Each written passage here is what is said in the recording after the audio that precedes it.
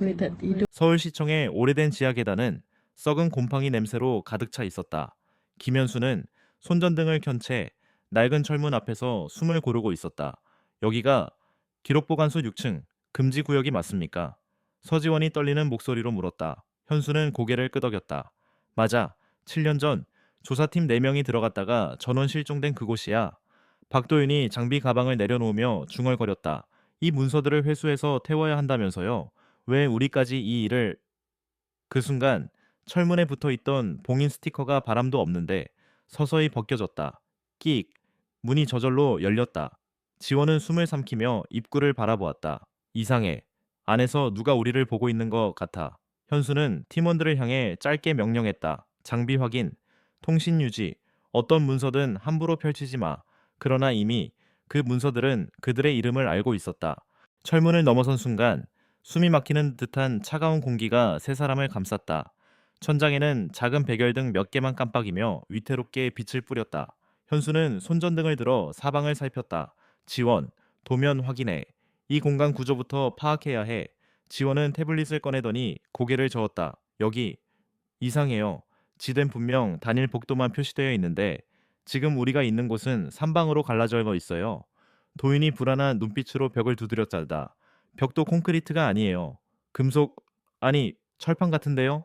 그 순간 복도의 끝에서 작은 소리가 들려왔다. 탁탁탁. 마치 누군가 오래된 서류철을 바닥에 끌고 다니는 소리 같았다. 현수는 무전을 잡았다. 본부, 응답하라. 여기는 조사팀, 금지구역 내부 진입 완료. 현재 찌지직 잡음만 울렸다. 지원은 눈을 크게 떴다. 혹시 기록에 나온 그 소리 아닐까요? 마지막으로 남긴 구조신에도 서류 끄는 소리가 반복됐다고. 도윤이 주춤주춤 뒤로 물러섰다. 팀장님, 그냥 문서만 회수하고 나가죠. 여긴 뭔가 이상해요. 현수는 숨을 고르며 복도의 중앙으로 걸어갔다. 우린 여기서 진실을 확인해야 한다. 더 이상 이 금지 구역이 괴담으로만 남게 두면 안 돼. 그가 조심스럽게 철제 캐비닛 하나를 열자 먼지 낀 종이 뭉치 위에 크고 검은 글씨가 찍혀 있었다. 김현수, 사건 번호 1097. 현수의 손끝이 떨렸다. 지원이 가까이 다가왔다. 이 팀장님 이름이에요. 서류의 첫 장에는 분명히 7년 전 사건 기록이 적혀 있었다. 그리고 마지막 줄에는 이렇게 적혀 있었다. 이 파일을 읽는 자는 자신이 가장 숨기고 싶은 죄와 다시 마주하게 될 것이다. 현수는 서류를 내려다보며 호흡을 가다듬었다. 그가 숨기고 싶은 과거, 아무도 알지 못하는 그 밤의 진실이 머릿속에 번개처럼 스쳤다. 지원은 조심스럽게 그의 어깨에 손을 얹었다. 열어보면 안 돼요. 저 문서 그냥 가져가서 폐기합시다. 하지만 문서 표지가 스스로 열리듯 바람도 없이 펼쳐졌다. 그리고 그 순간 복도의 모든 전등이 동시에 꺼졌다. 탁, 탁, 탁. 서류철을 끌고 다니는 소리가 바로 곁에서 울렸다. 도윤이 손전등을 흔들며 비명을 질렀다. 누구야? 거기 누구 있어? 빛이 겨우 돌아오자 복도 한가운데 낡은 책상이 놓여 있었다. 그 위에는 또 다른 문서철이 얹혀 있었고 표지에는 이렇게 적혀 있었다. 박도윤 사건 번호 124. 도윤은 얼굴이 하얗게 질렸다. 이건 우리 가족 사건 번호예요. 아무도 모를 텐데.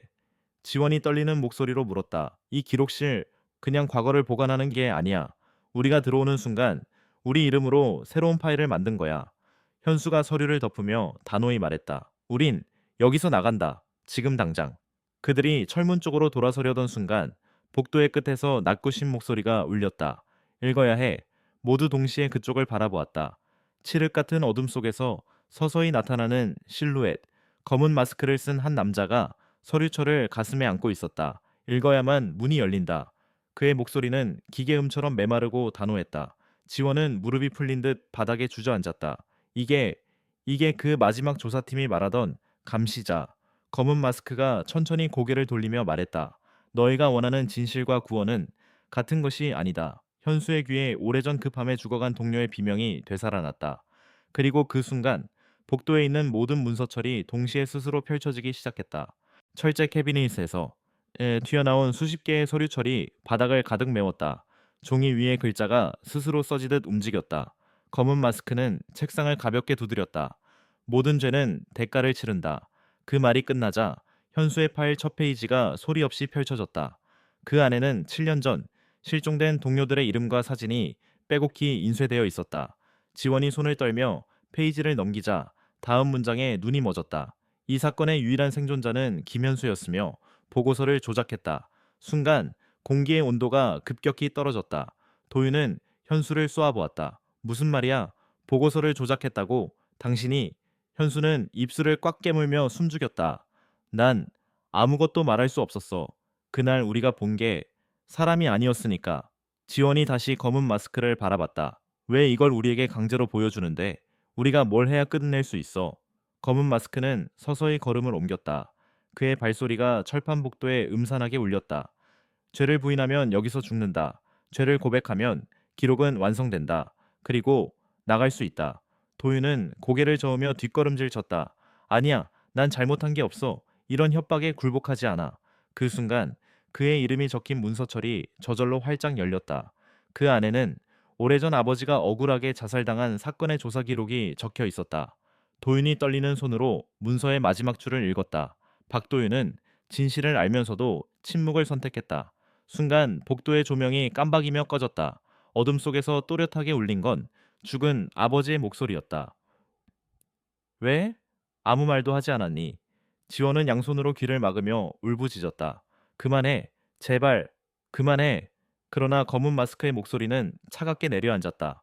이제 고백하라. 그래야 문이 열린다. 세 사람 모두 이제 선택의 기로에 서 있었다. 숨기고 싶은 과거를 드러낼 것인가? 아니면 이곳의 뼈조차 남기지 못할 것인가? 침묵이 복도를 집어삼켰다. 서류철 수십 건이 바닥에 널려 살아있는 것처럼 페이지를 넘겼다. 각 문서에서는 각자의 과거 목소리가 기이하게 되살아나 속삭였다. 왜 그날 도망쳤니? 너도 공범이었어. 너무 늦었어. 지원은 울음을 삼키며 현수를 바라보았다. 팀장님, 이제 말해요. 그날 무슨 일이 있었는지. 현수는 두 눈을 감았다. 가슴 속에서 거대한 바위가 부서지는 듯했다. 우린 그때 이 문서 중 하나를 열어봤어.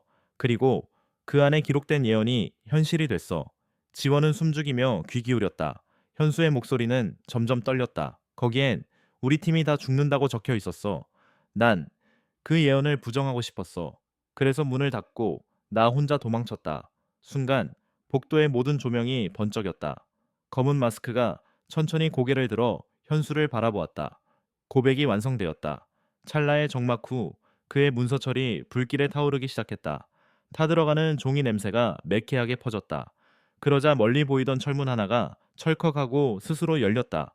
지원이 흐느끼며 중얼거렸다. 하나씩 하나씩 죄를 고백해야만 나갈 수 있는 거야. 도윤은 온몸을 떨며 벽에 등을 기댔다. 난 못하겠어. 내 잘못 때문에 아버지가 돌아오지 못했단 걸 인정 못해. 지원은 그의 손을 꽉 잡았다. 도윤 씨, 우리가 여기서 나가야 아버지 사건의 진실을 밝힐 수 있어요. 죽으면 아무것도 못해내요. 검은 마스크가 한 걸음 다가왔다. 시간이 없다. 문은 곧 닫힌다. 순간 복도 끝에 시계가 나타났다. 초침이 역방향으로 빠르게 움직이고 있었다. 남은 시간은 단 20분. 현수가 부서질 듯한 목소리로 말했다. 결정해.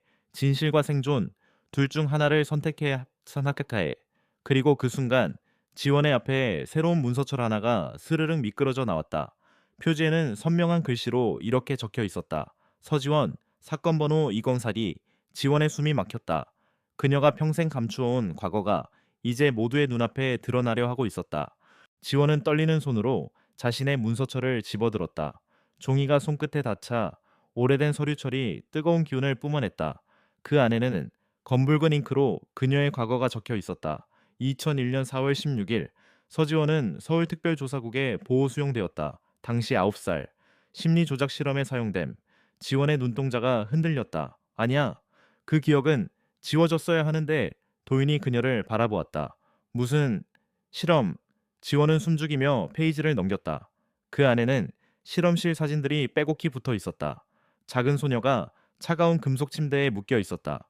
눈에는 검은 천이 씌워져 있었고 옆에는 검은 마스크에 어린 시절 사진이 있었다. 지원의 얼굴이 창백해졌다. 이 사람 예전부터 여기에 있었어. 검은 마스크는 조용히 다가왔다. 나는 네가 만들어낸 죄의 형상이다.